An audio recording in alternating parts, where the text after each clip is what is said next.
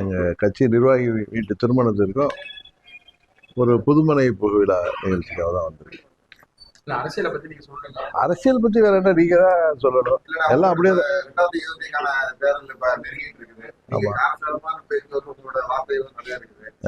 உங்களோட நோக்கம் திமுக வீழ்த்துறதா எடப்பாடியை வீழ்த்துறதா? எப்படி?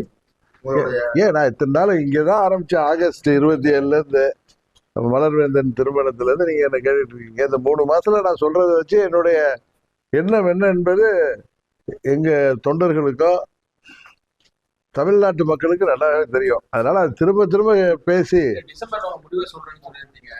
இது பிப்ரவரி 24 வரைக்கும் எங்களுக்கு டைம் இருக்கு. ஏன்னா இன்னும் கூட்டணிகள்லாம் என்னோட சில கூட்டணியின் தலைமை ஏற்கின்ற கட்சிகள் எங்களை அணுகி எங்களோடு பேசி வருகிறார்கள். ஒரு முடிவுக்கு வந்த பிறகு அதை சொல்வதுதான் நன்றாக இருக்குன்னு நினைக்கிறேன். விஜய் வந்து தன்னை வந்து முதல்வராக இருக்கிற அவங்க வந்து என்னோட கூட்டணி வரலாம் அப்படின்னு இருக்காங்க. நீங்க என்ன மாதிரி? சரி, அம்மா மக்கள் முன்னேற்ற கழகத்தை தவிர்த்து விட்டு எந்த ஒரு கூட்டணியும் ஆட்சி அமைக்க முடியாது என்கிற சூழ்நிலை தான் இன்றைக்கு தமிழக அரசியலில் நிலவி வருகிறது. நான் ஏதோ இதை அதீத நம்பிக்கையிலெல்லாம் சொல்லலை. இன்றைக்கு அரசியல் சூழ்நிலை 4 முனை போட்டி வருகின்ற பொழுது அம்மா மக்கள் முன்னேற்ற கழகத்தின் நிலைப்பாடு உறுதியாக இந்த தேர்தலில் வெற்றியை தீர்மானிக்கும் என்று நான் உறுதியாக நம்புகிறேன். ஏற்கனவே பாஜக எடப்பாடி போக மாட்டேன்னு கடைசியில நயனா நாகேந்திரன் வந்து இவங்கெல்லாம் வந்துருவாங்க அப்படின்னு சொல்லியிருக்கிறாரு. அது அவருடைய நண்பன் நயனா நாகேந்திரன் அவருடைய விருப்பத்தை சொல்றாரு. நான் வந்து எங்கள் தொண்டர்கள் நிர்வாகிகள் விருப்பத்தை தான் செயல்படுத்த முடியும்.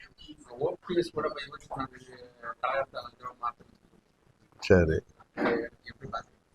அவரு அறிவிப்பு வரட்டும், அதுக்கப்புறம் பார்க்கலாம். இல்ல என்டிஏ கூட்டணியில வந்து எடப்பாடி பழனிசாமி இருந்தாருன்னா நான் பிஜேபியோட கூட்டணி வந்து இருக்க மாட்டேன்னு தெளிவா சொல்லிட்டு இருக்கேன். ஆனா இப்ப நடந்த செயற்குழு கூட்டத்துல வந்து அவர் பெரும்பான்மை வந்து அவங்களுக்கு எடப்பாடிக்கு தான் இது பண்ணிருக்காங்க. அமித்ஷா எந்த செயற்குழு இப்ப நடந்துச்சு அவங்களுக்கு நடத்துற எடப்பாடி திமுக.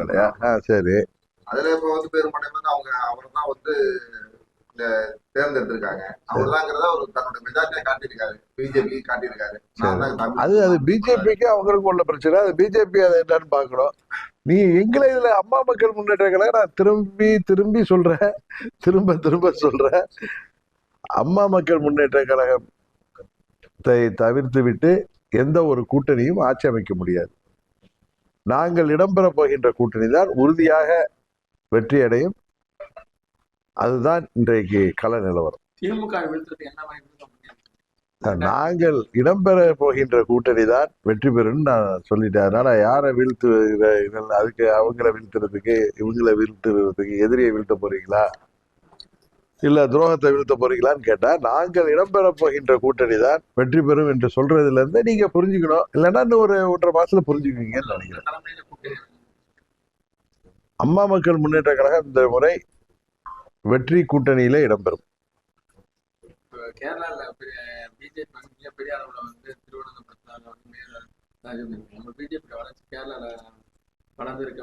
நானும் தொலைக்காட்சியில பார்த்தேன். இப்ப ஆளுகிற கம்யூனிஸ்ட் கூட்டணிக்கு எதிராக காங்கிரஸ் கூட்டணி நிறைய மாநகராட்சி மற்றும் அந்த தேர்தலில் வெற்றி பெற்றிருக்காங்க. திருவனந்தபுரம் நகராட்சியில பாரதிய ஜனதா கட்சி வெற்றி பெற்றிருக்கிறது. இதே முடிவு அசம்பிளி தேர்தலில் எதிரொலிக்குமா என்பதை பொறுத்திருந்து தான் பார்க்கணும். ஏன்னா பல முறை இங்க சொல்லுவாங்க உள்ளாட்சி தேர்தல் என்பது வேறு, சட்டமன்ற பொதுத் தேர்தல் என்பது வேறு, பாராளுமன்ற பொதுத் தேர்தல் என்பது வேறுன்னு சொல்லி அரசியல் வல்லுநர்கள் உங்க மாதிரி ஊடகத்தை சேர்ந்தவெல்லாம் சொல்லுவீங்க. அதனால வெயிட் அண்ட் சி.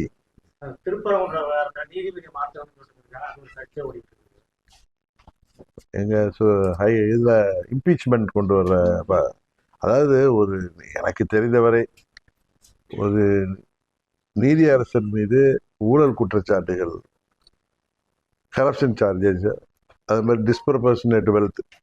அதே மாதிரி குற்றச்சாட்டுகள் இருந்தாதான் இம்பீச்மெண்ட் கொண்டு வருவாங்க.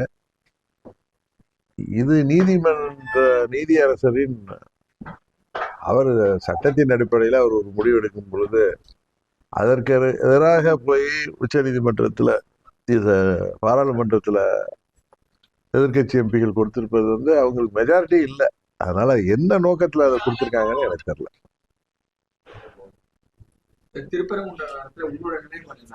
நான் பலமுறை சொல்லிட்டேன், அரசியல கடவுளின் பெயராலோ மதத்தின் பெயராலோ ஜாதியின் பெயராலோ நாங்கள் உட்பட எந்த ஒரு அரசியல் கட்சியோ அல்லது அமைப்போ அதை மக்களை பிரிக்கின்ற செயலில் ஈடுபடக்கூடாது. பெரும்பான்மை சிறுபான்மை அப்படியெல்லாம் பார்த்து அமைதி பூங்காவாக சகோதர சகோதரிகளாக தமிழ்நாட்டில் வாழ்ந்து வருகின்ற நம்மிடையே பிரிவினை யாரும் உருவாக்கிவிடக் கூடாது என்பதுதான் எங்களோட வேண்டுகோள். வாங்கிட்டு இருக்கோம். ஆமா, 10ஆம் தேதியிலேருந்து 18 வரைக்கும் வாங்கிட்டு இருக்கோம்.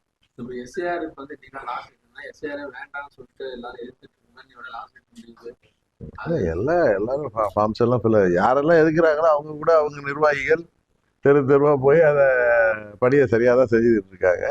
எஸ்ஐஆர் வேண்டாம் என்று சொல்வது தவறு. ஏன்னா 52லேருந்து 2004 வரை பல முறை 8 முறைன்னு நினைக்கிற எஸ்ஐஆர் நடத்தப்பட்டிருக்கிறது. பீகார்ல நடந்ததெல்லாம் நிறைய குற்றச்சாட்டுகள் வந்தது. தமிழ்நாட்டில் யாருக்கெல்லாம் வாக்குரிமை இருக்குதோ அது நீக்கப்பட்டு விடக்கூடாது.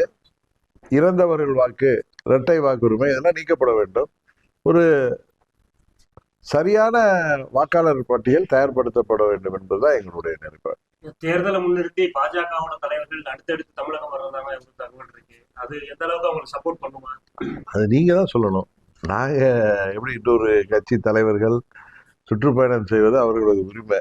அது எப்பொழுது எனக்கு தெரிஞ்சு 89 தேர்தலில் அம்மா ஜேஎனி அணிக்கிறப்ப காங்கிரஸ் சார்பாக ஐயா மூப்பனார் அவர்கள் ராஜீவ்காந்தி அவர்களை பல முறை அழைத்து வந்திருக்கிறார்.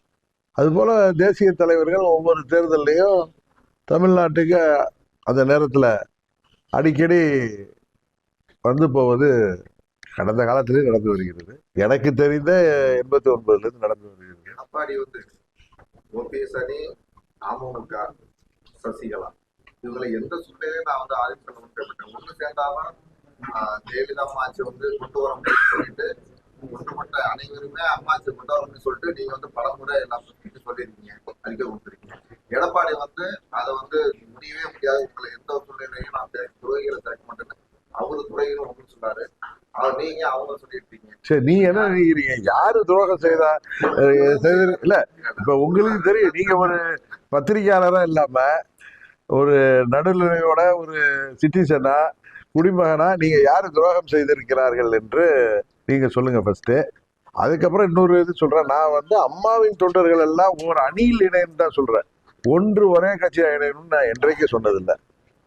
நீங்க அதை தவறா புரிஞ்சுக்கிறீங்களா? இல்ல அதை என்கிட்ட கேட்கிறப்ப திரும்ப திரும்ப அப்படி கேட்டா நான் ஏதாவது என்னை தாண்டி பதில் வருமானு நினைக்கிறேங்க. அது ஏன்னா நான் சொல்றது எப்பயுமே மனதில் இருந்து நான் உண்மை என்று நினைப்பதெல்லாம் பேசுறதுனால நீங்க எத்தனை வருஷம் கழிச்சு கேட்டாலும் அதான் சொல்லுவேன்.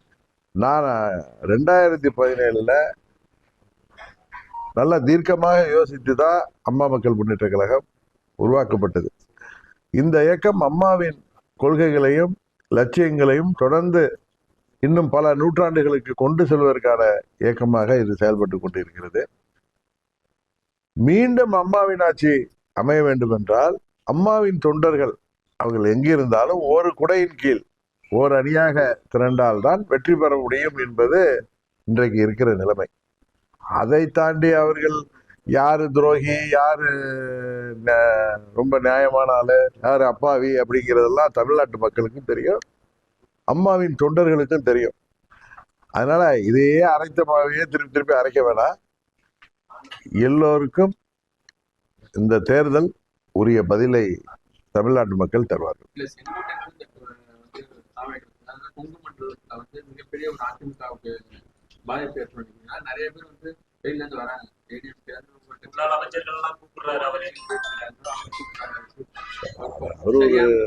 அவர் ஒரு மூத்த நிர்வாகி.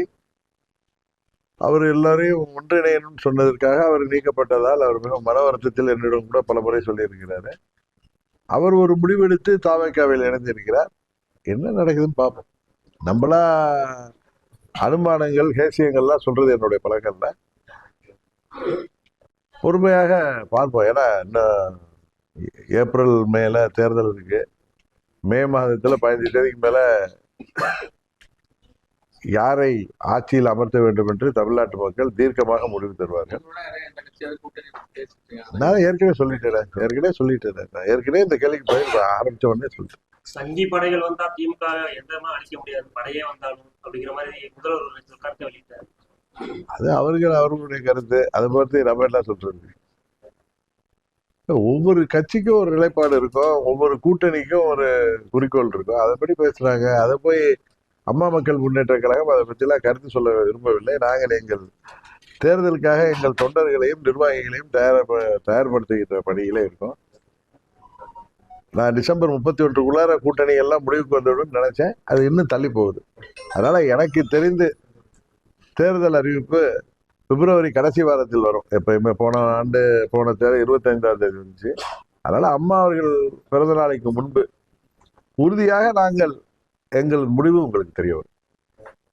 இப்போ பிஜேபி வந்து உங்களை என்டிஏ கூட்டணியில வந்து நீங்க உங்களை அழைப்பு கொடுத்தா, எடப்பாடி சிஎம் கேண்டிடேட்டா சொல்லிட்டு உங்களை அழைப்பு கொடுத்தா நீங்க செல்லுறதுக்கு வாய்ப்பு இருக்கு? ஹேசியங்களுக்கெல்லாம் பதில் சொல்ல வேணாம், அனுமானங்களுக்கெல்லாம். நான் வந்து செப்டம்பர் 3ஆம் தேதி தேசிய ஜனநாயக கூட்டணியிலேருந்து வெளியில வந்துட்டேங்கிறது அதுக்கான காரணத்தை நான் பல முறை சொல்லிட்டேன். திரும்ப அதே பேசி உங்க அதான் சொல்றேன். நாங்க எங்கள் நிலைப்பாட்டை தெளிவாக சொல்லிவிட்டோம். அதனால நீங்க திரும்ப அதுல கேட்கறதுனால நாங்க எந்த முடிவும் எடுக்க முடியாது. இன்னும் காலம் இருக்கிறது. எங்கள் தொண்டர்கள் முடிவு தான் என் முடிவா இருக்க முடியும். அவங்கள மீறி நான் எந்த முடிவும் எடுக்கவும் முடியாது. எடுத்தாலும் அது சரியாக இருக்காது.